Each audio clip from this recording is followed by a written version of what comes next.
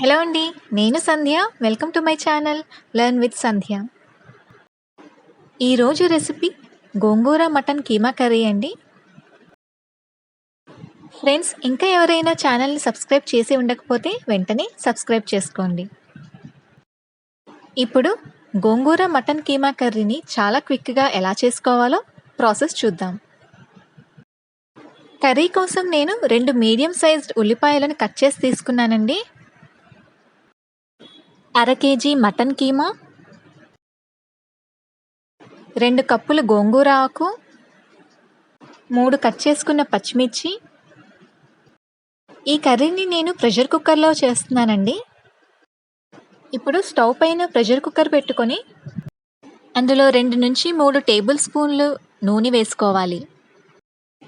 నూనె కాస్త కాగాక 1/2 tea spoon జీలకర్ర, కట్ చేసుకున్న పచ్చిమిర్చి, ఉల్లిపాయ ముక్కలు,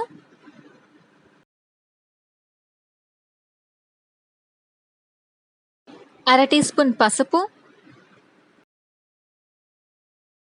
వేసి కలుపుకున్నాక 1 టీ స్పూన్ అల్లం వెల్లుల్లి పేస్ట్ వేసి అంతా ఒకసారి కలుపుకోవాలి. అల్లం వెల్లుల్లి ముద్ద కాస్త వేగాక 1 టీ స్పూన్ కారం పొడి, అర teaspoon garam masala, 1 teaspoon ధనియాల పొడి, 1 టీ స్పూన్ జీలకర్ర పొడి,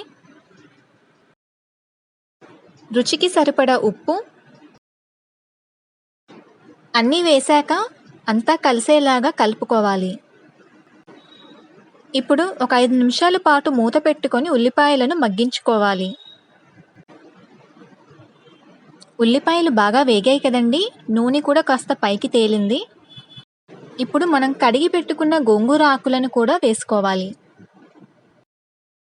ఒకసారి కూరని కలుపుకొని గోంగూర ఆకులను కూడా మగ్గించుకోవాలి. 5 నిమిషాల పాటు గోంగూర ఆకులను మగ్గించుకున్నాక కీమాని కూడా వేసుకోవాలి. అంతా కలిసేలాగా కలుపుకున్నాక 1 కప్పు నీళ్లు కూడా వేసుకొని కలుపుకోవాలి. ఇప్పుడు కుక్కర్ మూత పెట్టుకొని 4 విజిల్స్ వచ్చే వరకు ఉడికించుకోవాలి.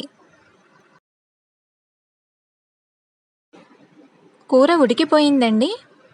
మూత తీసాక 5 నుంచి 10 నిమిషాల పాటు కూరలోని నీరు కొంచెం ఎగిరిపోయే వరకు ఉడికించుకోవాలి.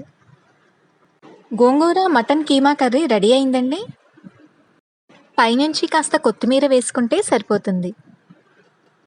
మీరు కూడా ఇంకా ఆలస్యం చేయకుండా వెంటనే ఈ రెసిపీ ట్రై చేసి ఎలా వచ్చిందో నాకు కామెంట్స్లో షేర్ చేయండి. ఫ్రెండ్స్, ఒకవేళ కనుక మీకు ఈ వీడియో నచ్చినట్లయితే వెంటనే ఛానల్ని సబ్స్క్రైబ్ చేసుకొని రెసిపీ అప్డేట్స్ కోసం బెల్ ఐకాన్ని ప్రెస్ చేయండి. వీడియోని లైక్ అండ్ షేర్ చేయడం మాత్రం మర్చిపోకండి.